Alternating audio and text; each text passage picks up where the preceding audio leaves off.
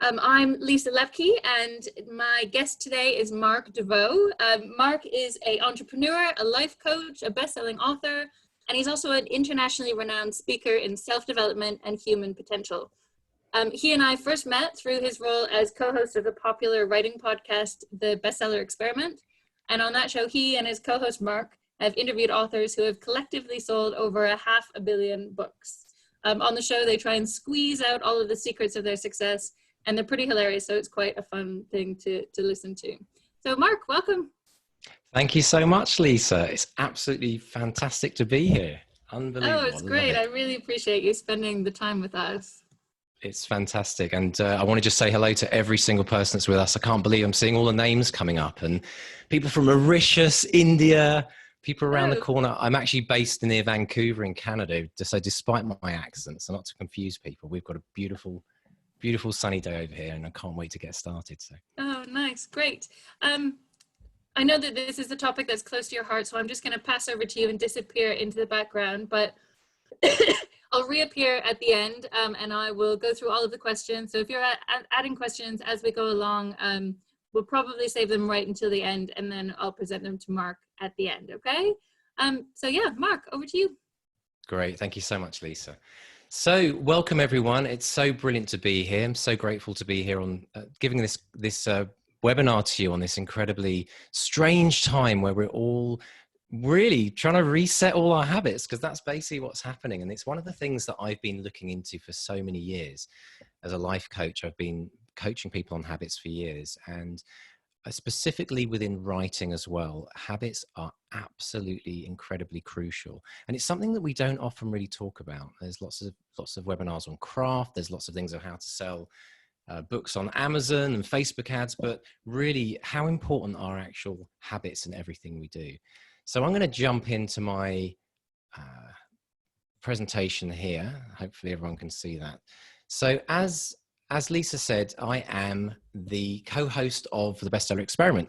And on this call today, actually, as a lot of you know, friends have been probably getting in touch during this quarantine period. And I had a friend of mine who I haven't seen since kindergarten, and he's on this call apparently. So I want to say hi to Fred. Fred sent me this picture. This was something we used to do when we weren't focusing and concentrating in class. And I just wanted to say to Fred, if he is here, Fred, I'm so glad that you sent this to me, because if you haven't subscribed to ProWritingAid, I really suggest you do, because look at some of that spelling. That's pretty horrendous. So as Lisa said, we started this podcast called the Bestseller Experiment back in 2016. We had this crazy idea. We decided, my co-host and I, Mark Stay, decided to try and write a best-selling book in 52 weeks. So could we do it? Well, if you haven't heard the podcast, I'm not going to spoil it for you. Although people with a very slight eye to detail might realize that something really amazing happened. It's a really interesting journey. What we do each week is we documented every single week of the journey, and we'd made this massive public declaration that we were going to try and finish this book. But we did have a little twist. And before I start, I just want to let people know, is one of the things we learned in the podcast, it's about subtle marketing. So during this potentially 15-hour presentation, depending on how much we get into, I've hidden our book somewhere in this room. I don't know where it is, but if you can see it, let me know. So now we're going to look at the people that we actually interviewed. We've interviewed over 270 best-selling authors. You might recognize some of your favorite authors on there. We've got Ian, we've got Joanna Harris, Michael Connolly, Joe Hill. We even interviewed Bryan Cranston. If any of you heard that interview or want to hear that interview, it actually went viral around the world because of something he said around the 2016 election. And you might remember that if you actually, if you saw any of the news at the time. So we decided we were going to kind of try to find out if there was a special way that all of these best-selling authors had written their book. Now, over 270 hours of interviews over 3.5 years now. And collectively, these authors have sold between them over 500 million books. So we were in really good hands, and we would grill every single author on trying to find the formula to selling a million-selling book.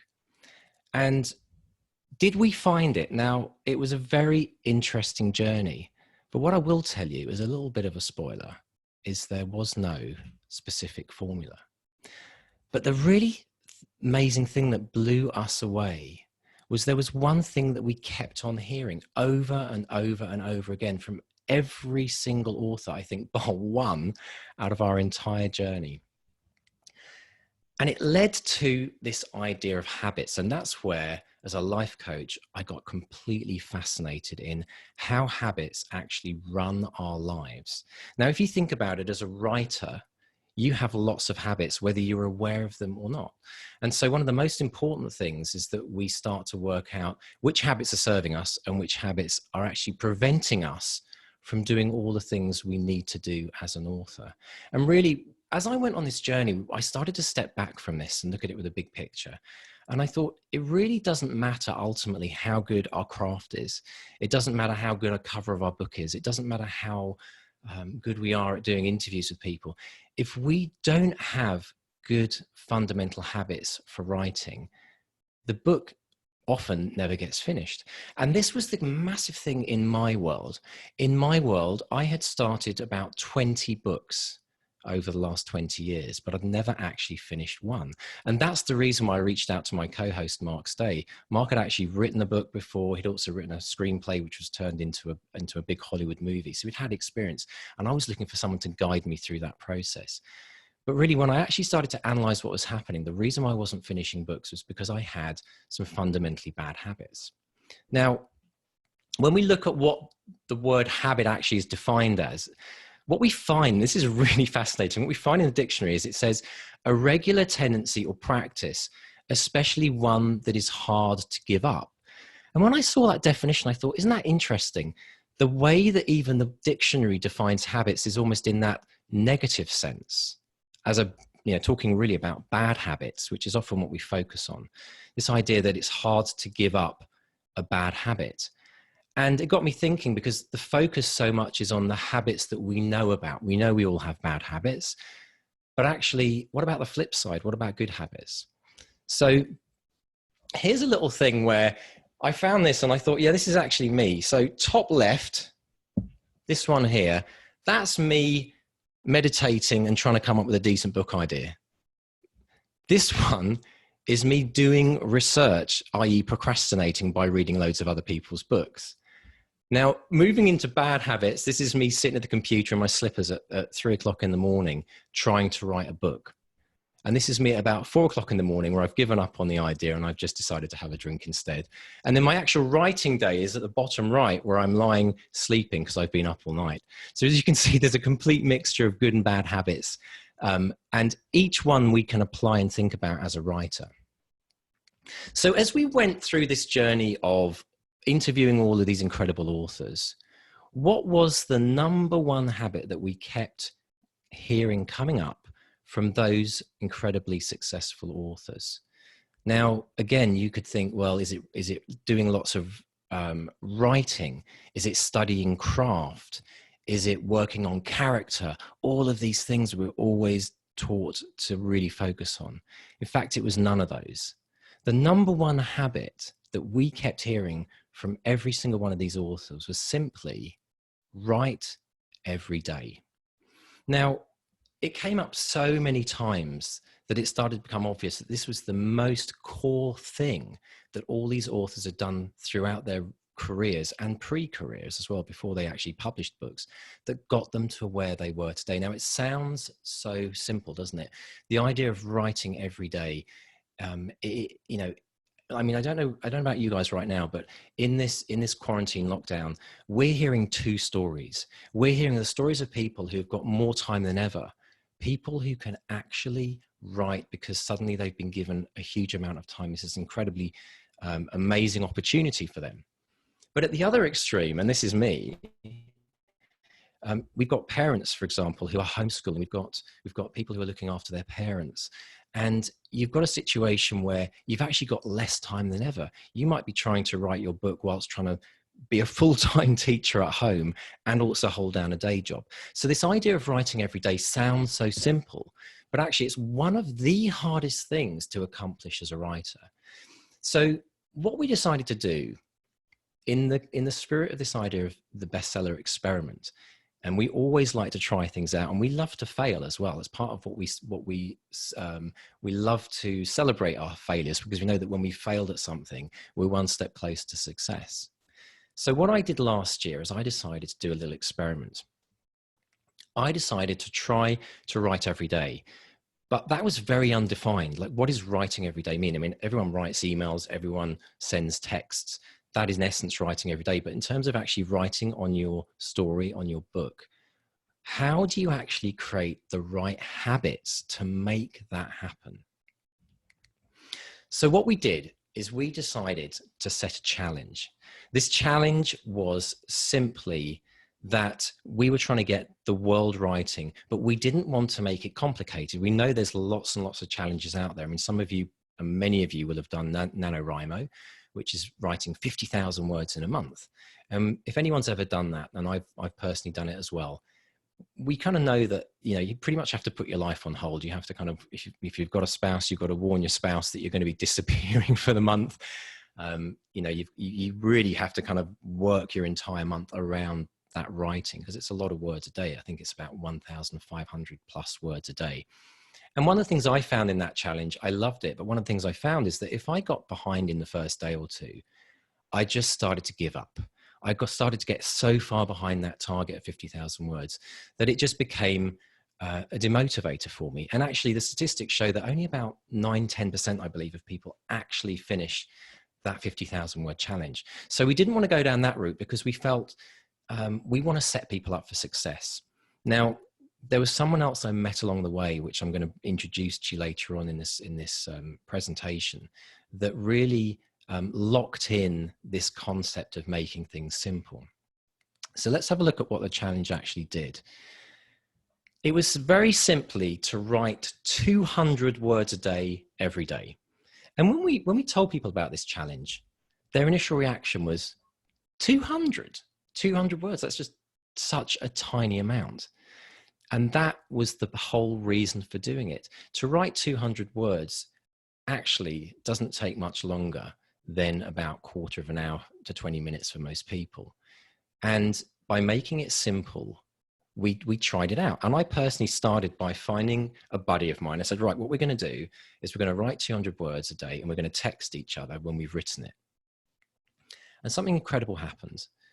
I started writing every single day, but there was a little twist that happened that was something I didn't expect, and I'm going to reveal that in a minute. But first of all, let's talk a bit more about why 200 words. What's so magic about these 200 words? Well, if you take 200 words a day, you actually end up with 73,000 words over a year. And 73,000 words happens to be around about the average number of words in the average book published on Amazon each year. So if you can do this every single day, you are absolutely guaranteed to finish your book within 12 months. So that became the challenge. Write 200 words every day, and you can finish a book in 12 months. And as I said before, this only takes about 15 to 20 minutes. But even for some people, that can be quite challenging. But because you know that you're not having to sit down and write for hours and hours, it makes it much more achievable. And we've heard some incredible stories of people that have done this challenge. There was, my favorite one was a chap who said that, he said, I sat down this morning whilst my kids were not getting ready for school. And instead of spending 15 minutes shouting at them, telling them to get dressed and brush their teeth, I just sat at the table and I wrote my 200 words. And magically, they appeared ready for school 15 minutes later. So it was kind of like a win-win for him in that situation. But we're finding that it's actually quite amazing how you can find 15 minutes in a day. Now, some of you might be writing for hours in a day and you think, well, this is ridiculous. I mean, I'm doing hours a day. But there are days when sometimes we can't write. And that was the one thing. In fact, I think it was Michael Connolly who said to us, and Michael sold over 70 million thriller books. He said that no matter what's going on in his life, even if he's working with Amazon on his new series and he's doing the Bosch writing room and it's very intense, they're doing like, 8, 10, 12, 14 hours of script writing. He said he always still finds those 15 minutes, even on days when he's not writing, because it just keeps him ticking over. It keeps his brain going. It keeps his story moving forward. Then I met this chap called BJ Fogg. Now, BJ is the director of behavioural labs at Stanford University. He's the best-selling author of a book called Tiny Habits. Many of you might have heard of BJ's work. He runs the Stanford Behavioural Design Lab, and he's one of the leading behavioural scientists in the world. And I was lucky enough to spend some time with him, asking him about habits, about how they relate to actual writing. And what he said is, to change your habits in the long term, you have to create tiny habits. It's this idea that you've got to set yourself up for success. And really, when I saw this whilst we were doing the experimentation, everything started to make sense. But then we started to see the results of the people who have actually taken part. One of the things that BJ talks about is anchoring. So we talk about the cutting edge science of behavioral habitual living that we all have. And one of the most important things, if you want to create an impressive writing habit, something that you repeat every single day, we have to have something in our life called an anchor. So to give you an example, if you're currently, like most writers, writing when you find the time, the thing to do now is to start thinking about something that happens every single time in every single one of your days. It happens without fail. So let's think about what that could potentially be. One of the examples could be, well, you wake up. Another example in your life might be you make a cup of coffee first thing in the morning. Something most people do is brush their teeth. So we find an anchor, something that happens without fail every day. And the scientists around habit have always said that in order to create a really incredible habit, in our case, an incredible writing habit, we have to anchor it to something that already happens. If we try to just write when we have time or when we find time, this is why we don't write consistently. This is why we can't write every day. So one of the things I want to kind of encourage you all to think about is write a list down. Even now, whilst I'm talking, write a list down of maybe 2 to 3 to 4 things that you do every day without fail. And not just on Mondays to Fridays, but also at the weekends as well. And if you really want to start to embed a writing habit in, do it after that anchor. And what happens is, if you do it enough times, behavioral scientists have shown us that that is the way that we anchor a new habit. And eventually, if we do it enough times, that habit becomes actually a foundational habit in our life. And it becomes very, very hard to break. Now, you may have heard, and it's bandied around all the time, about this idea that a habit takes 21 days to kind of set in stone.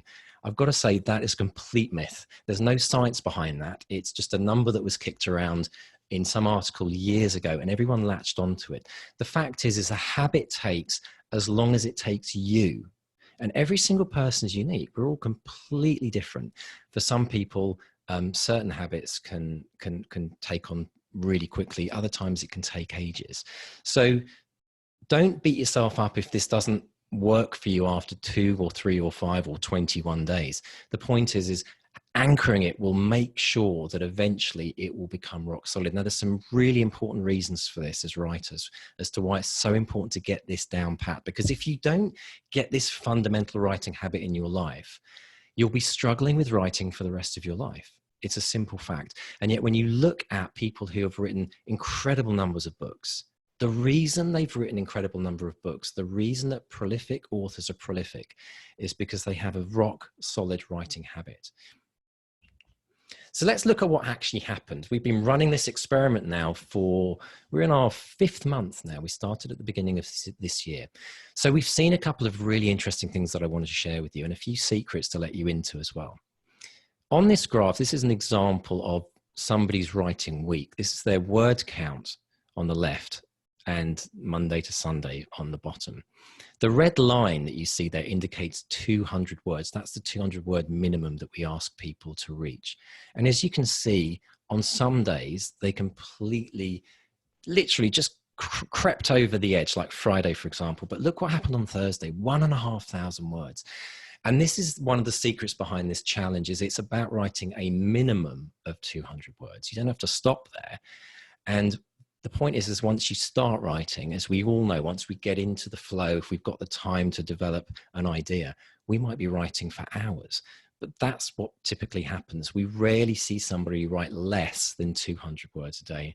In fact, my co-host Mark Desvaux said to me the other day that he's finding right now to write 200 words, it's an achievement at the beginning of the day, and he can kind of go on with the rest of his day having banked those words and feeling good about himself. Whereas for most of us, we kind of go to bed at night thinking, oh, I didn't do my writing today.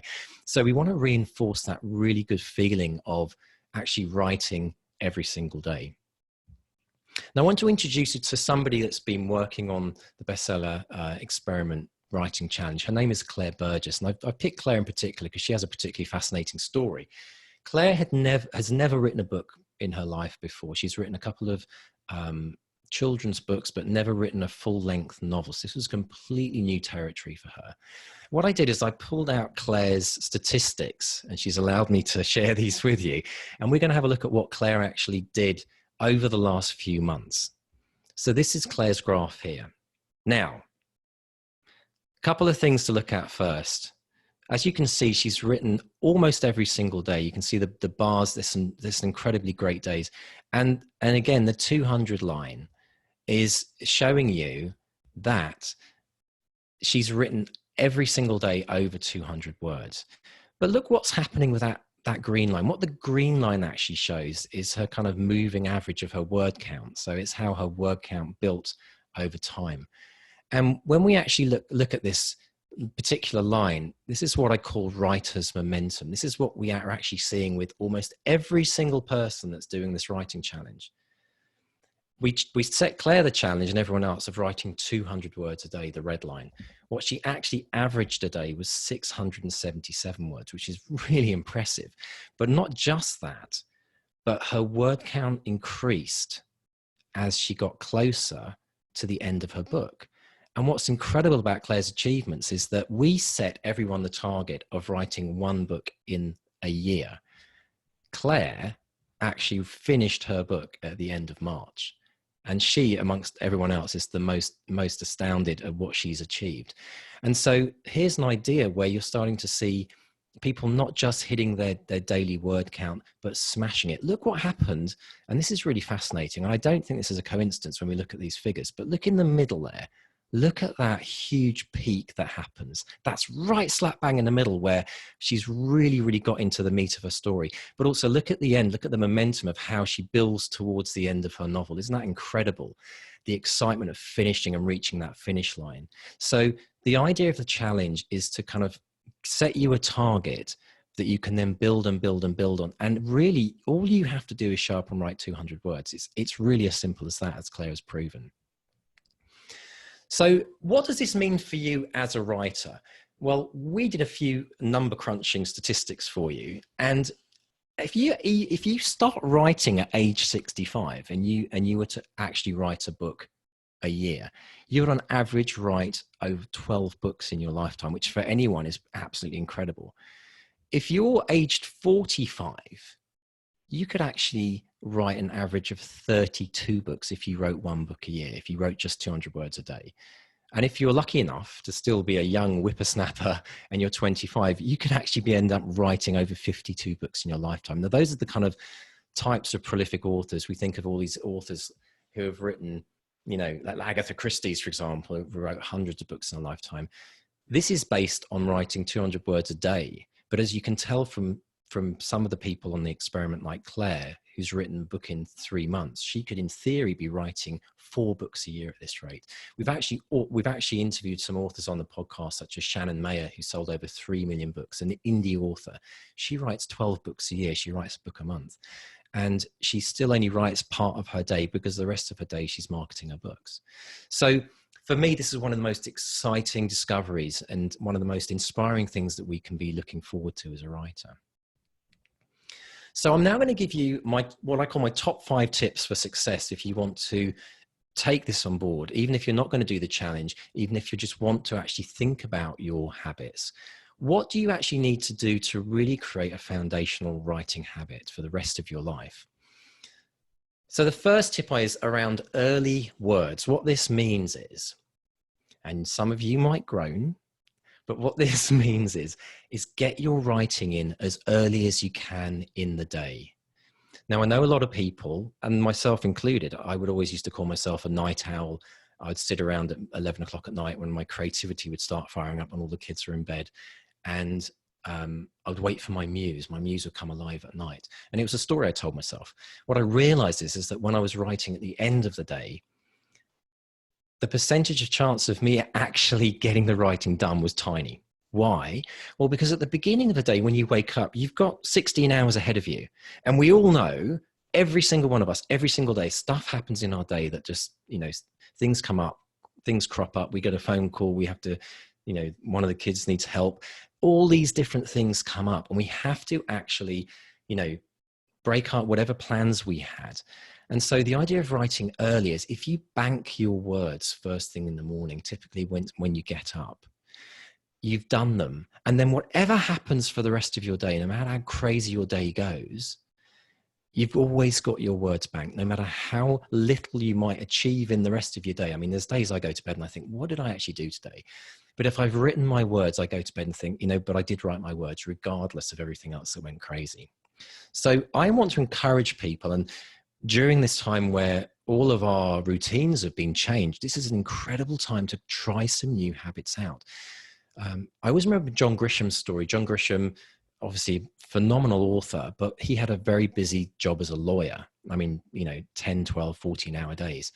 He started his career by waking up half an hour early each morning, and he used those half an hour slots in his day to write. And that's how he wrote his first book. And that's how he ended up finishing the book, publishing it, and then eventually quitting his job and writing all the novels he did. So these are things we can learn from these people that have actually done this. Now, the second thing I actually recommend to people, and again, some people might find this a bit strange, but scheduling an appointment with yourself to write. Why? Well, here's the thing. If you think about it, you spend your entire life showing up for other people, answering their emails, running a family, looking after people, doing the shopping, washing up, eating, whatever you're doing, you're always doing things for other people. But how often are you actually putting aside time for yourself? I schedule my writing, and I actually put it in my calendar, and I treat it like an appointment that can't be broken unless there's a massive emergency that comes up.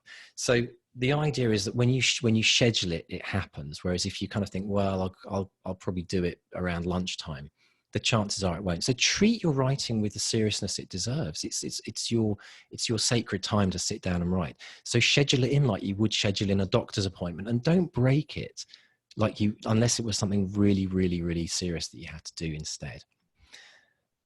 Another thing that a lot of people are using that they're finding really, really good is for the 200-word part of your writing, set a timer. So give yourself 15 to 20 minutes. I actually use one of these little egg timers, and there's a technique that a lot of people use, and I love, called a Pomodoro technique. And it's the idea of you set yourself by a 15, 20, 25-minute segment, and you start a timer. When you're starting a timer, it keeps you focused. When you know that the clock is ticking, it keeps you focused on doing the job. And you can do that for all your writing, but definitely do it for the 200 words. And it kind of gamifies the idea of writing so that you can actually write and get to the end of that and feel an accomplishment at 20 minutes when the egg timer dings, and you can look at how many words you've written. So it kind of gives you a sense of winning and succeeding, which is actually crucial to building strong habits. You've got to get this feedback loop that you're actually doing really well. The next thing is set yourself a deadline. Like, as an indie author, like most of us are, we don't have the major publishers breathing down our necks saying, you must deliver your manuscript on this day.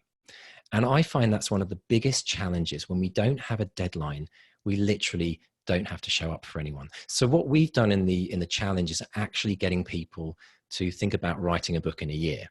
And that automatically happens if you write 200 words every day. But having that deadline is so, so important. One thing we do on the podcast, which is really good fun, is we say to people, send us your public declaration. And people actually email us. And I'd like to suggest that you all do this if you're struggling with writing right now.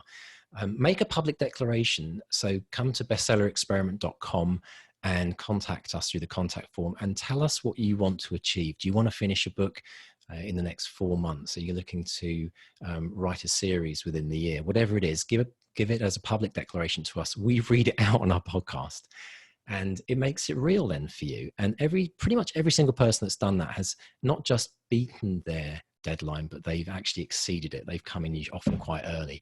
So create these little bits of extra pressure. And ultimately, this is what we lead to, which is accountability. Accountability is this idea that we're held accountable for something that we need to do. Now, I remember when I was 5 years old and having piano lessons, my piano teacher would show up and she would say, right, Mark, I want you to practice this piece. I mean, we're going to have a lesson next week. And I knew that I had to practice it, because if I didn't, she'd know. And so what we've done within the actual challenge is we've created a degree of accountability. And it's called the word bank. So this is a shot from our website here. And what we ask people each day is to come to the website, enter their email address, and enter their word count for that day. And we record their word count. As you can see from the screenshot, we've already had over 5 million words banked, which is absolutely phenomenal. And we've got over 1,000 people doing this challenge right now, and it's growing every day. So by having this accountability, you're actually submitting your word count to us, and then you can put it on Twitter or social media and celebrate what you managed to achieve. So what are the results to date of the challenge? Well, we've had over 1,000 writers sign up, 5.5 million words already, multiple novels completed. Every day we're hearing of people who've completed their novel when they were, or their book, that they were writing, with this idea of doing it within a year. But the momentum, that writer's momentum we talked about earlier, picked up and they finished. And that's over 10,000 hours of writing that people have done already. So let's have a look at some of the stories that people have been telling us about.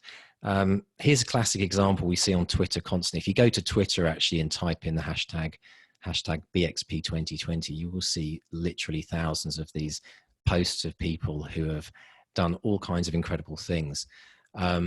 This one, for example, somebody that wrote 3,468 words, committing to write just 200 words a day has meant I actually wrote more than double that. It's not too late to get started. And it goes on and on. Here are people who've written and they're keeping track of their streak. And this is another thing that we talk about. Getting the 200 word a day writing habit in place is not about doing it every day or failing if you don't. That's not the spirit of the challenge. The spirit of the challenge is you have to see how many days you can do sequentially before you fall off the wagon and miss a day. And that then becomes your record. And in the podcast, we call this a streak. So if you write for 6 days and then Sunday goes AWOL and you don't get your writing done, that's fine. Because the point is that you've now got a new record of 6 days. And the challenge then is, can you beat those 6 days? Can you beat those 6 days? And because people are writing on average more than 200 words a day, you're always ahead of your word count anyway. Okay. So have a look at doing streaks. That's something that's really good. You can get apps, you can download apps on your phone which can track your streaks for you. Here's one example of somebody who actually published theirs. Now you can see quite a few zeros in there of days they've missed. Sure, I have days of zeros, especially lately, but I have an average of over 400 words. As long as it keeps me writing, I'm not worried. And this is exactly what we're seeing here.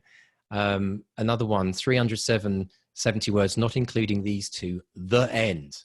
Right. So I wrote 1,828 words a day. So, ultimately you've got to realize that this is a challenge that supports you every single way. So I want to just encourage everyone to start banking your words today. It sounds simple, it's hard to do, but this challenge supports you every step of the way. And it's backed up by the science that we've studied as well. And if you want to try it, go along to bxp2020.com and just pop your email in, and you can actually start today. If you've written today, if you've written more than 200 words today, you can bank your words today already. So that ends the presentation. Here are some good habits that we should all be doing during this lockdown. But unfortunately, this is probably what we're most doing. I'm the guy with the cookies in the bottom left. I think I'm the one that's hugging the hamburger, maybe. Hugging the hamburger. Yeah, I like that one. I like that one. The one on the bottom right's probably not really happening too much right now, I think, with the shopping bags, right? Yeah, not much. Brilliant. Oh, but there was so much in that presentation, Mark, that was so useful, and so many things that just sounded so familiar and obvious to me that I just never really thought about.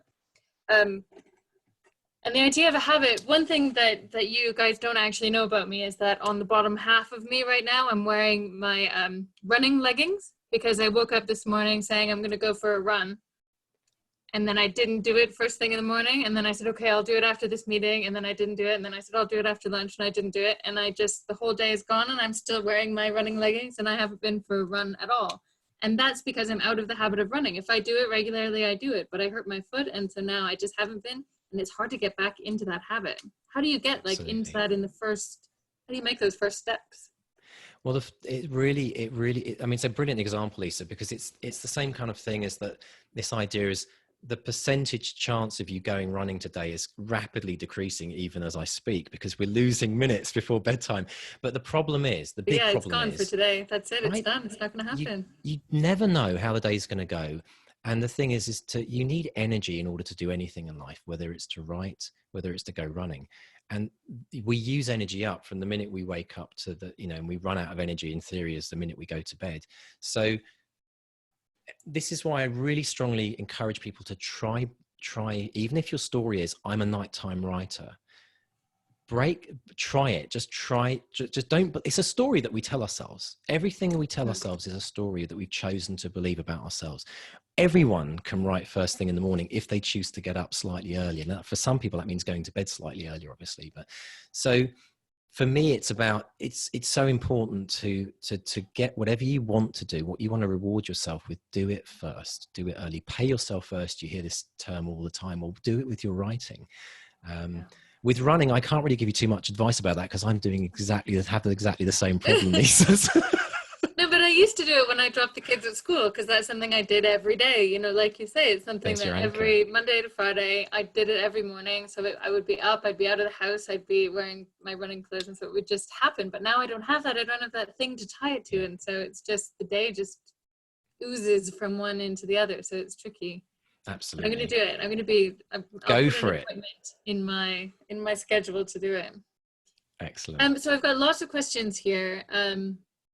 Quite a few people have been asking about editing, which makes sense because it's a lot of ProWritingAid users who are probably at that editing phase. So when you talk about that 1 year, that 12-month process, how does editing and fixing it? Well, and someone says that they initially write it longhand and then have a layering process that they write it out and then they type it up and make changes. And so how does that whole writing process fit into this? And maybe even idea generation. Yeah, it's absolutely brilliant. We count, so let's split it into two things. An idea generation, writing a list of a character profile that isn't part of your story, but is for your own background kind of development of the character. Writing a plot in bullet points, it all counts. It's all words. It doesn't have to be chapter 1 in the beginning. That's not how it works. So it's all the words that you write can be banked. Now, the other thing that's important to know is editing, and this one's come up a lot. What we've done is we've got a currency exchange going. So we do 20 minutes of editing is the equivalent to 200 words of writing. So if you're in an editing phase, you bank your 200 words by editing for 20 minutes. If you edit for an hour, that's 600 words, and that's what you bank. Because so that you still use that same habit. Exactly, because really we don't want, it's great if we can write every day, obviously. I mean, some people have multiple, they're editing one novel and they're actually writing a new one. But some people like to obviously just do one thing at a time, which is obviously a good habit to have. So we don't want to discourage people. What we want people to be doing is either writing or editing their words every day. And that's why you can kind of bank your 200 words through the pages that you edit. Okay. Yeah, I'm one of those people that I don't do things until I feel like I have enough time to do it properly. And I do that with writing as well. And I don't do nearly as much writing as I'm sure I could, because I think, I need to have at least an hour so that I can sit down, so that I get in the groove, so that I can start writing. But we've been doing, as part of all of these sessions, we've been doing the these write-ins where we come along and my colleague Haley runs them and gives us sort of like 5-minute writing prompts. And initially I just thought, this is silly. I mean, what am I going to write in 5 minutes? But man, at the end of that 5 minutes, like 95% of the time I want to keep going because I've started something and it just like gets me moving. And so at the end of those sessions, we do a 5-minute one, a 10-minute one, and 5 minutes, 7 minutes, and 10 minutes. And at the end of that, I've got like 3 starts into things that I can then carry on. And I'm amazed how much you can get done in 5 minutes of writing. Oh, it's incredible. We've had people, like I say, that one man who was waiting for his kids to get ready for school, he banked his words that day. Honestly, we have people write on the toilet. We have people commuting on a bus, or used to commute on a bus, or will be commuting on a bus, and typing something on their phone because they didn't have their pad with them. It's about being creative. A lot of parents do it whilst they're waiting for their kids, picking up their kids at school. If you actually look at your day, there are so many opportunities to snatch those 15 minutes. Yeah. I challenge any single person. I even had, here's a great example. One lady I bumped into who's local to us and is in our writing group, she heard about the challenge and she started it. And she said, I've got to tell you, Mark, I am looking after my 2 parents. They've got dementia. It's 24/7, full time, she said. But even looking after them, I've managed to snatch those 15, 20 minutes. And she said, for me, that's my mental health break. And she said, I've never been able to write. I've never been able to write consistently. And for the last few years, looking after her parents, she's not been able to write at all. And yet she's written every single day. She's banked her 200 words every single day. And she's caring for 2 people full time. So I challenge anyone out there that thinks they can't write for 15, 20 minutes a day. And I really want to put this out there to inspire people. But if people want to write, you've ultimately got to ask yourself the question, if you can't find 15 to 20 minutes a day to write, then really, are you going to be able to live your dreams as a writer? Because this is the bread and butter of what we have to do, is actually get our butts in the chair and start writing. But as you say, once you start writing, and this is the key, it's not so much the writing, it's the starting writing. It's those 5-10 minutes. Once you're in the chair, you're going to do your 200 words and probably smash your word count as well. Yeah, that's what a few people in the chat here said, that it's that sitting down and facing a blank page that's the scariest bit.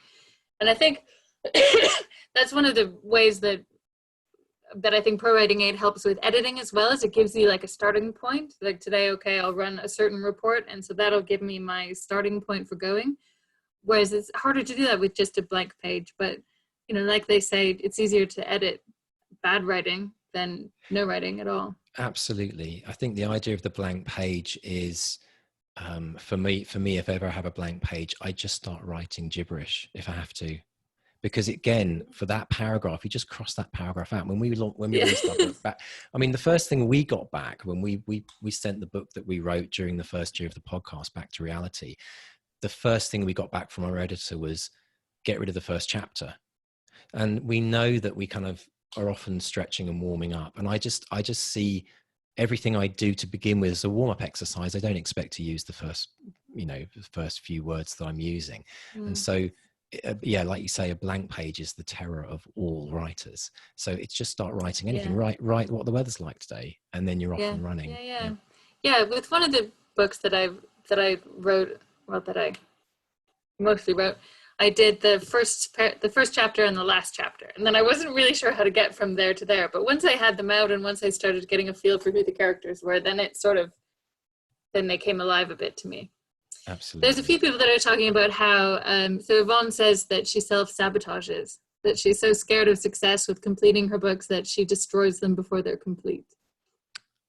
A couple of people That's actually quite common. Yeah, it's interesting, isn't it? Yeah. There's a lot of people that I coach talk about their fear of failure. A lot of people don't want to get their book out because they're worried about being criticized or getting those kind of 1-star Amazon reviews, which are a total badge of honor. Like we should all be like, get those 1 stars.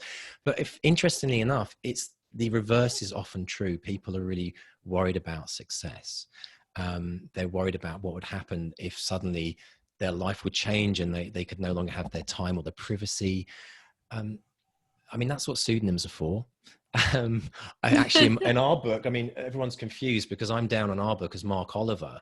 And I decided to use that for my fiction writing, because I also write nonfiction as Mark Desvaux. So it's a very important thing to know that success, I know lots of people who've had incredibly successful writing careers as pseudonyms, and no one knows who they are. So you don't have to worry if you're worried about your life being taken away from you, your privacy taken away. That's really just about how you set up who you are in the writing world.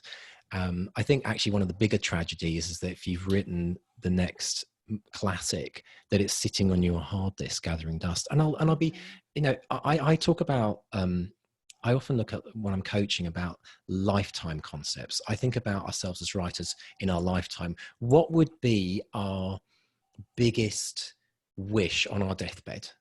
And I'll tell you now that the biggest travesty in this world is when people die with their words still inside them, or worse, trapped on their hard disks that no one knows about. Yeah, so that's almost worse if you've gone through the whole process of writing it. Because I know so many people that if they finish it, they'll have to show it to someone, and they'll have to like give their baby and put it out into the world, and and a lot of people just never get past that. And that, tragic.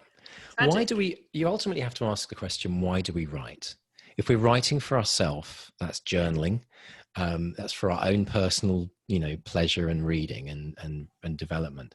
If we're writing a novel, we're writing that to share with other people. And if you have the talent to write, it's almost your duty to get your work out there.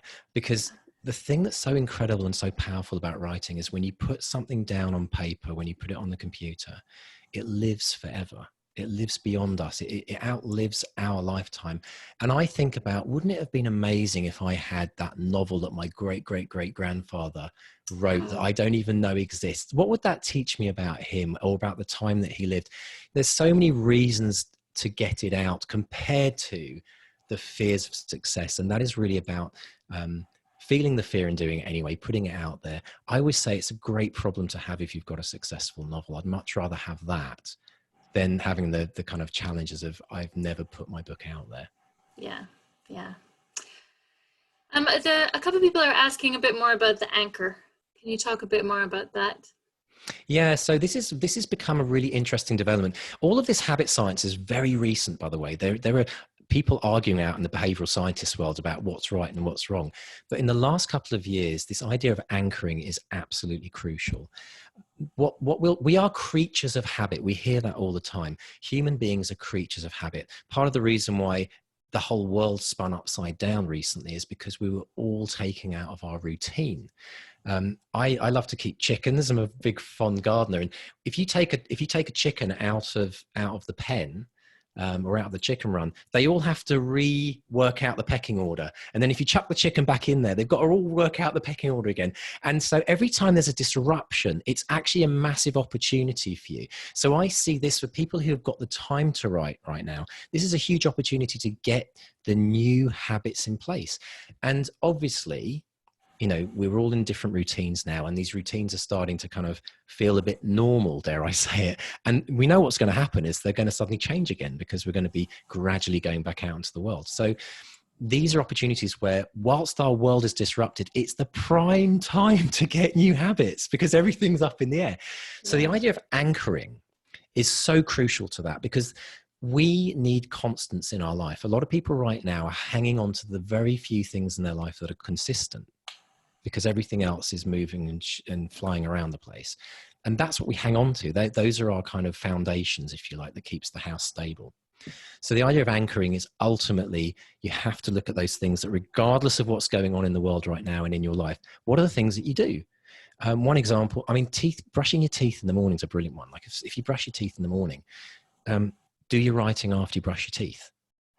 And what happens the next day is, when you brush your teeth, whilst you're brushing your teeth, your brain connects the previous day and said, oh, that's a prompt. Brushing my teeth is a reminder that I now need to do my writing.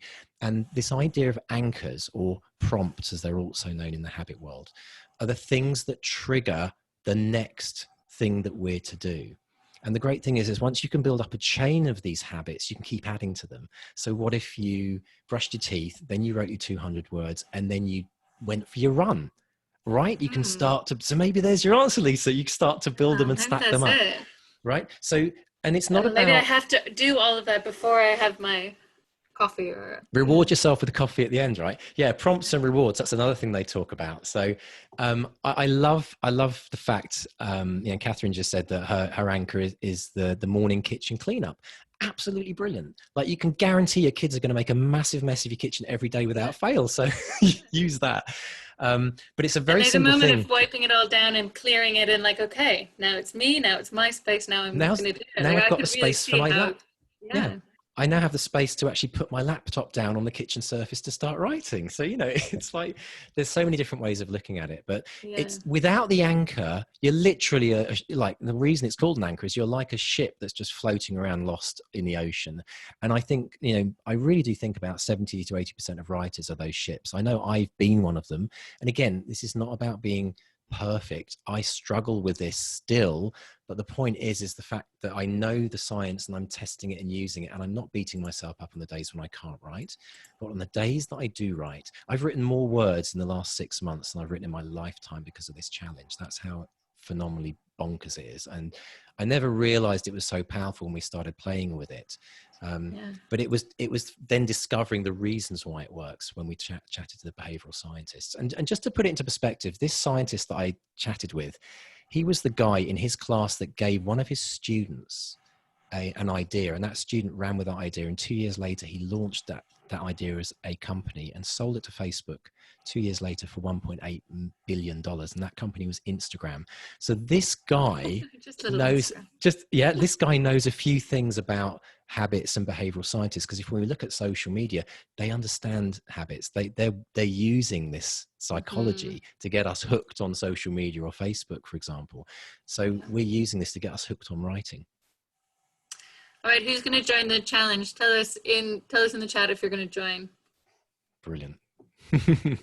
Oh, 2 people raised their hands. Definitely.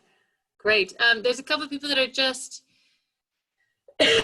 asking about where they bank their words. Right. So if they go to, all right, once everybody, oh good. Look, everybody's going to do it. That's exciting. And lots of people already doing it, which is fantastic to see as well. Great. Okay, I'm going to drop first of all, a couple of people have asked about the write-in, so I'm going to drop a link to all of our upcoming events. I'm not sure that we have our next write-in scheduled. The last one was last night, but we'll add it to this list soon. So it's there. Oh, it's magically appeared. My colleague Haley must be back. The other thing we're going to add is the link to sign up for our newsletter, and then for the BXP challenge. So Mark, I'm on bestsellerexperiment.com/BXP2020. Is that where they sign up? Yeah, you can find all the information to sign up there. And once you've signed up, you get information and a link on the word bank, which is where you deposit your words each day and you get guaranteed interest. So we actually have a link on the front page of bestsellerexperiment.com as well, which is called the BXP challenge. And there's a drop down where it says submit your words. So it's dead simple. We try to make it as simple as possible. So there's no, it doesn't take hours to do, and you just fill out the form, put your words in, and then celebrate. We say to people, that's the other bit. We've got to celebrate. And one of the things we want this challenge to do is to encourage other people to write. People like Claire, who'd never written a book in her life before, and is now going to be a published author for the first time with a novel. Get a friend, get an accountability partner to join as well, and that way you can send each other your word count each day. That works really well, and we did a really amazing test around that with a private beta group actually, and that worked really well. But also by shouting about what you're doing and that you wrote words and that you're celebrating, it encourages all your friends to say, hey, maybe I could do this, because so many of our friends want to write books. They just don't know how to start. So by you doing this, it could actually trigger other people to start writing for the first time in their life. And really the basis of this challenge is to try to get the world writing, because we know that there's a book in everyone ultimately. Yeah, everybody's got something to say. Great. Okay. I think everybody's going to sign up, which is great. And I think we're out of time. So thank you so much, Mark. I really appreciate you coming on. You're very welcome. It's been absolutely brilliant. Thank you so much for having me on. And I just want to wish everyone stay safe and get writing, bank those words. Oh, cool. Look, everybody's saying thank you in there. Thank you, everybody, for coming along. We'll see you next time, and have a good night. Bye. Great. Bye.